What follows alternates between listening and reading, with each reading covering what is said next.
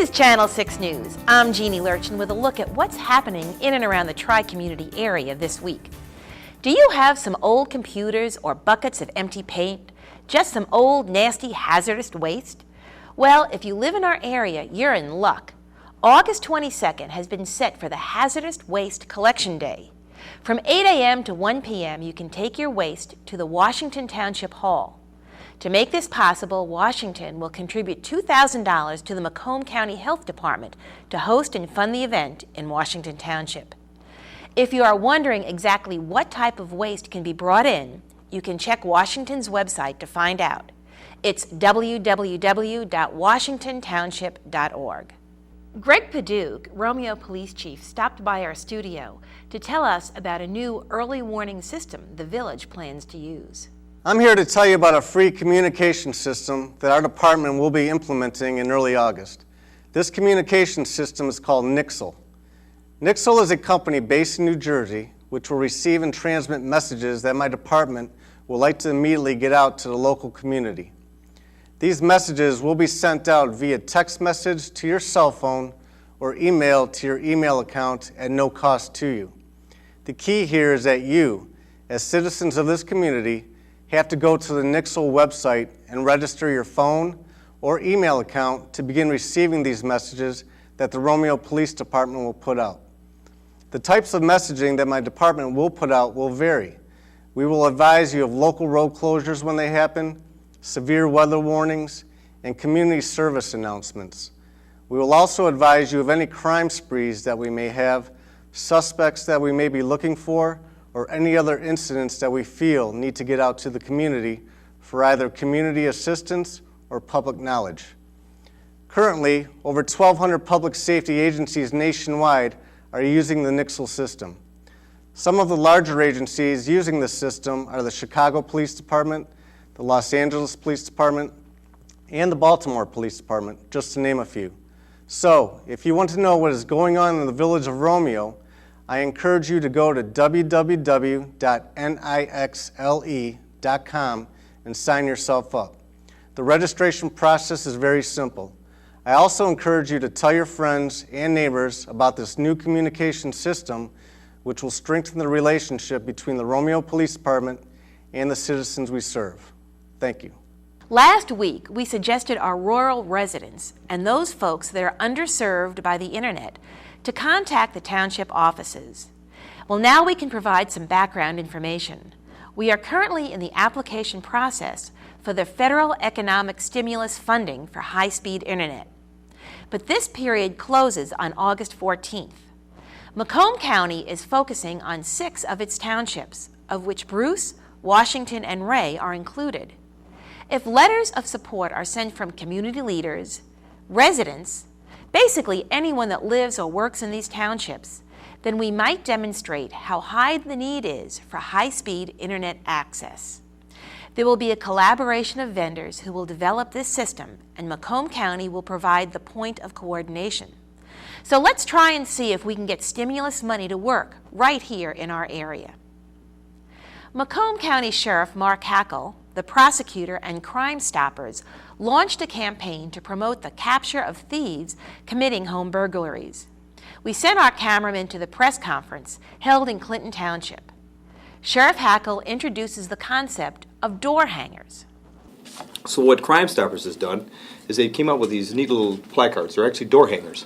And some of them are very specific, talking about crimes that may have happened in and around the neighborhood, where somebody breaks into a home, suspicious activity, and giving us the opportunity to give these to our law enforcement officers so that after they take a report, they sometimes will canvass a neighborhood. They'll go talk to neighbors, but sometimes people aren't home.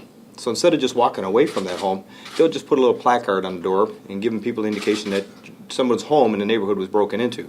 If you have any information, please contact Crime Stoppers, 1-800-SPEAK-UP.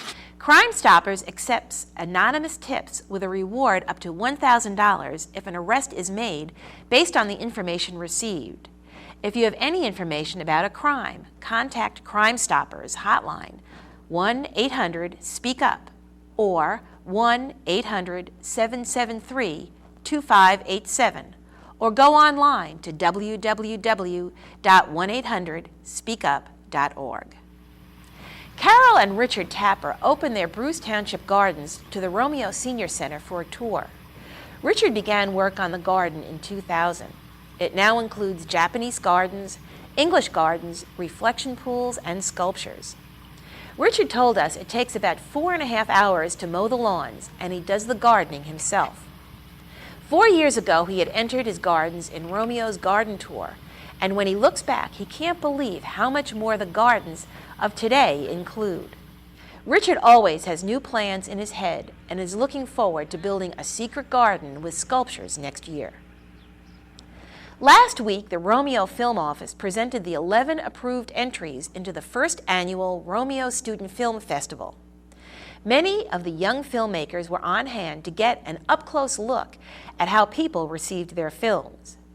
Then, after online voting and input from the judges, the winner of the Viewer's Choice Award was announced, and it was Mary Gondart's Zombies. Third place went to Stephen Fergoski for No Limits. Second place was Ghost Stories by Andrei Stefanik, and the winner of the first annual Student Film Festival was Don't Forget to Latch the Box by Austin Herman. Austin won an iMac computer and was happy to win the inaugural event.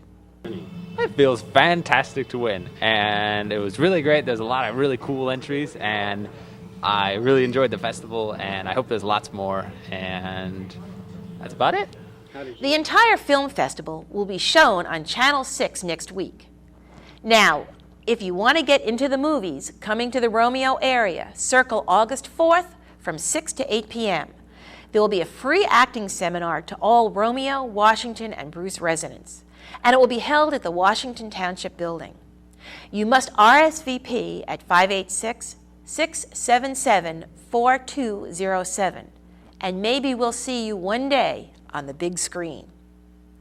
For months, we have been hearing that Macomb County is in financial trouble. Well, it looks like they are going to try to help solve this problem from the top down. County commissioners voted to have their pay cut and also sliced their medical coverage. Here is our Commissioner, Don Brown, on the needed cuts and the opening of the 26-mile road bridge. Thank you. Thanks for giving me an opportunity to brief you on a couple issues that you may have read about recently in the paper involving the county. The first is a good news story. The 26-mile road bridge is scheduled to be opened. The MDOT is planning a grand opening for the bridge on Friday, the 31st of July at 11 o'clock in the morning.